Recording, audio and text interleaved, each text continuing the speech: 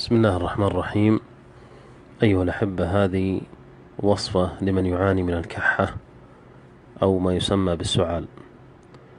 ملعقتين من الحبة السوداء، وملعقتين من زيت السمسم طبيعي. طبعا الملعقتين هذه صغيرة مثل ما انتم شايفين، مثل ملعقة السكر. وملعقتين من الطحينة السائلة. طبعا هذا الوصفة للكحة الناشفة والكحة المصاحبة للبلغم، جميع الحالات.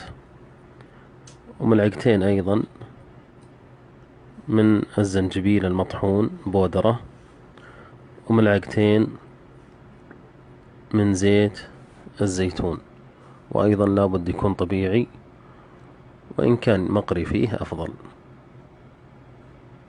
تحرك مع بعض مثل ما انتم شايفين، تحرك جيدا، ويؤخذ ملعقة صغيرة قبل النوم